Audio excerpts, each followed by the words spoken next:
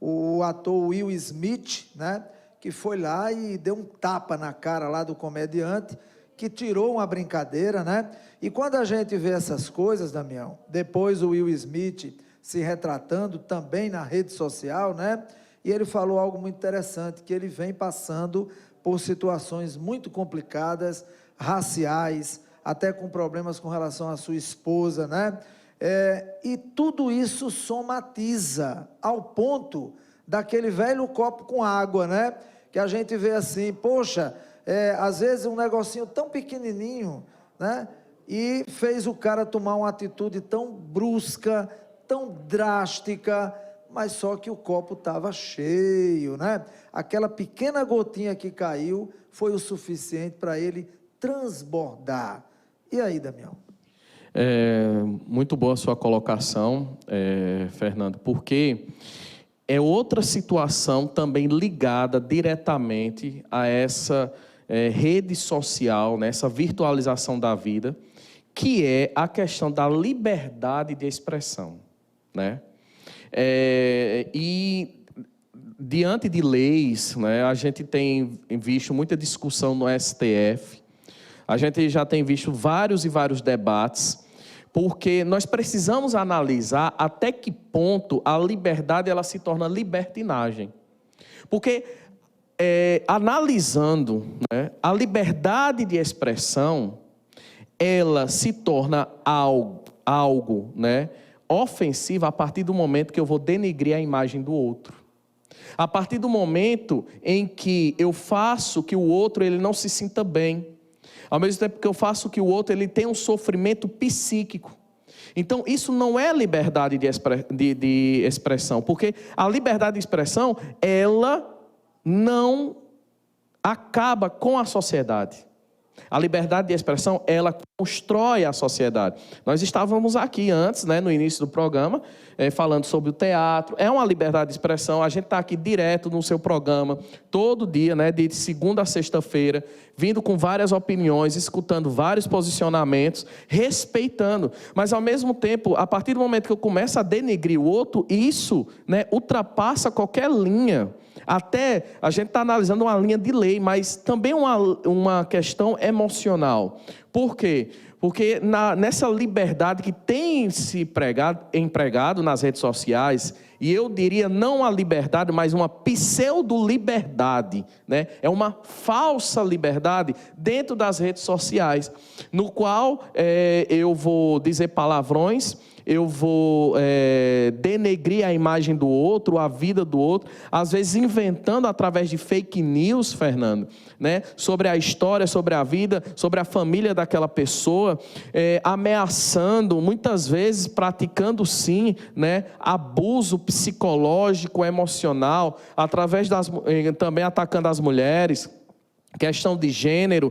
Então, a rede social, e muitos têm empregado, principalmente, e tem isso me preocupado, que são pessoas que se dizem influenciadoras, né? Tem empregado uma influência, né, de uma liberdade de expressão. E aí eu poderia citar, que eu não vou falar aqui porque não vale a pena, né, um ator que em um determinado filme fez isso, né? Por uma liberdade de expressão, praticou pedofilia com crianças, dizendo que era questão de teatro e tal. Não, em nenhum momento da história a gente viu isso, e principalmente, né, de comediantes que não precisaram denegrir a família, não precisaram denegrir os jovens, né, as crianças, os adultos, em torno de uma pseudo-liberdade de expressão. Então, é outra situação também que a gente tem enfrentado. A gente tem tentado criar leis para combater isso, né? Mas é até interessante que muitas vezes é essa pergunta, né, Fernando? Até que ponto é liberdade de expressão, até que ponto é libertinagem? E eu acho que a liberdade de expressão, ela se torna algo perigoso a partir do momento que eu começo a denegrir a imagem do outro, né? Quando eu começo a denegrir a imagem do outro com ofensas, e essas ofensas, né, machucam a pessoa emocionalmente, psicologicamente, fazendo com que a pessoa até desenvolva psicopatologias relacionadas a isso, a partir desse determinado momento, aí sim, ferindo valores, Porque existe outra coisa já atrelada a essa liberdade de expressão. Parece que na rede social está se querendo pregar uma sociedade sem valores. Eu não sei se você tem sentido isso, Fernando. Essa sociedade sem valores, existe até outro estudo, né? Para não dizer que são opiniões próprias. Existe um estudo na Universidade de Vancouver, nos Estados Unidos, que vai dizer hoje, né, as pessoas elas não têm mais empatia, elas preferem a violência, as pessoas hoje não têm um comprometimento com a mudança social, as pessoas hoje elas estão acomodadas na questão de busca de conhecimento. Tanto que vem até aqueles dados, né, que música não pode ter mais de 1,5 minutos, se tiver prejuízo. Vídeo no YouTube não pode ter mais de 2,5 minutos, que a pessoa ela já se cansa e é pouco, né? Então, são realidades. A questão do hedonismo. Então, a sociedade ela só pode viver no prazer. A sociedade ela não pode ter dor, Fernando. E aí onde está, porque quando a sociedade ela se depara com a dor, por ela não poder ter dor, quando ela se depara com a dor, ela se desespera. E aí ela adoece, né, por um processo psicossomático, como você mesmo falou, adoece de várias psicopatologias. Por quê? Porque é se pregado também uma vida sem dor. Né? A vida é bela. Enquanto o Fernando está aqui trabalhando de 5 até 6 horas, né, até 7, tem outras pessoas que estão na praia. Então eu prefiro o Fernando ou a pessoa que está na praia? Eu prefiro a pessoa que está na praia.